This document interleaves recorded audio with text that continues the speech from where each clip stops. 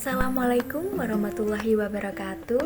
Halo, perkenalkan nama saya Nurul Mustabsyiroh, mahasiswi S1 Administrasi Pendidikan offering B9 Universitas Negeri Malang.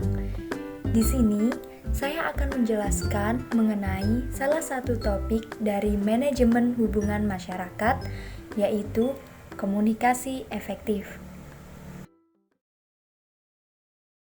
Komunikasi merupakan salah satu bagian penting yang tidak dapat dipisahkan dari kehidupan manusia sebagai makhluk sosial. Setiap manusia sudah tentu akan berinteraksi dengan orang lain untuk berbagai keperluan. Maka dari itu, diperlukanlah komunikasi efektif agar pesan yang kita sampaikan dapat diterima dengan baik oleh orang lain. Sebenarnya, apa sih pengertian dari komunikasi itu? Serta apa kegunaannya bagi seorang praktisi humas di sekolah? Mari kita simak penjelasan materi berikut ini. Di sini saya membahas 7 pokok pembahasan, dimulai dari pengertian komunikasi, tujuan komunikasi dalam kehumasan, unsur-unsur komunikasi, jenis-jenis komunikasi, pengertian komunikasi efektif, tujuan dan manfaat komunikasi efektif dalam kehumasan, dan yang terakhir, prinsip-prinsip komunikasi efektif. Baik, yang pertama, pengertian komunikasi. Secara etimologis, kata komunikasi berasal dari bahasa Latin communicare yang artinya menyampaikan. Komunikasi adalah suatu proses penyampaian informasi, baik itu pesan, ide, gagasan dari satu pihak kepada pihak lain. Komunikasi itu sendiri melibatkan komunikator, pesan, penerima pesan, media, dan efek.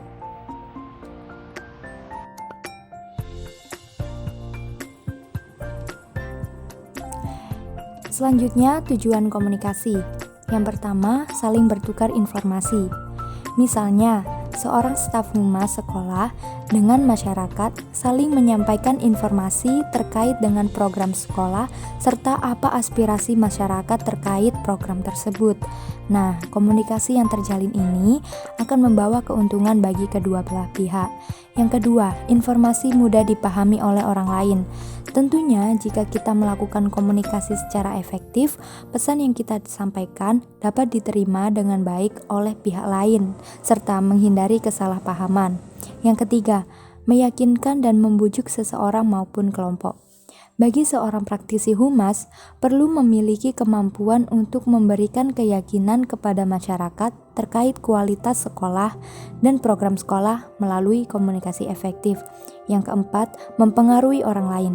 Di dalam dunia pendidikan, staf humas perlu mempengaruhi masyarakat agar mau dan mampu mendukung program serta kebijakan sekolah agar tujuan pendidikan dapat tercapai.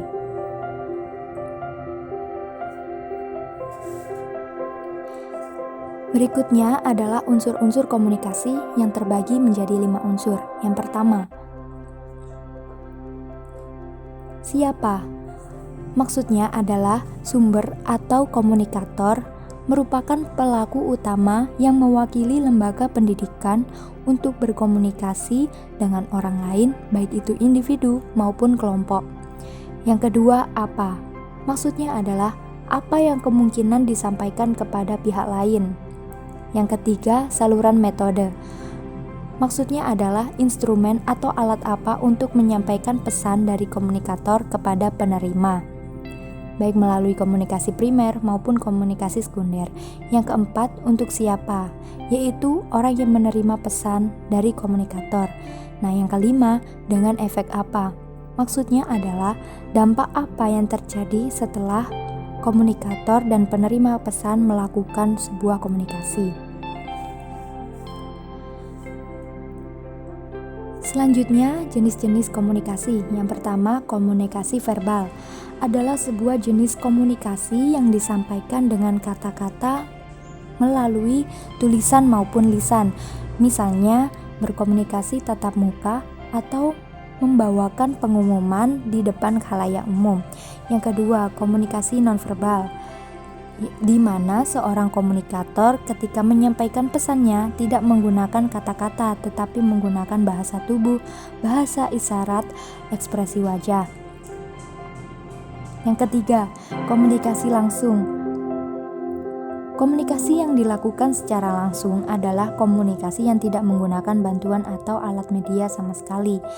Yang keempat, komunikasi tidak langsung, yaitu komunikasi yang menggunakan instrumen perangkat elektronik atau media sosial.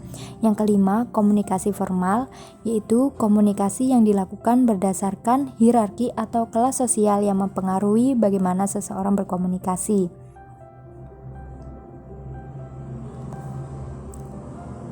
Yang keenam, komunikasi nonformal, yaitu komunikasi yang dilakukan tanpa memperdulikan status dan kelas sosial. Biasanya, komunikasi ini bersifat tidak formal atau tidak resmi. Yang ketujuh, komunikasi internal, yaitu komunikasi yang dilakukan di dalam lingkungan organisasi. Selanjutnya, komunikasi eksternal, yaitu komunikasi yang dilakukan di luar organisasi. Pengertian komunikasi efektif dalam kehumasan. Komunikasi efektif dalam kehumasan adalah komunikasi antara pihak sekolah dengan masyarakat untuk menyampaikan pesan atau informasi baik dari sekolah kepada masyarakat maupun masyarakat kepada sekolah guna menjalin hubungan yang harmonis dan mencapai tujuan bersama. Komunikasi antara sekolah dengan masyarakat dikatakan efektif manakala pesan yang disampaikan dapat saling dipahami baik sekolah kepada masyarakat maupun sebaliknya, sama-sama memiliki persepsi, respon, dan tujuan yang sama dan dapat mempererat kerjasama kedua belah pihak.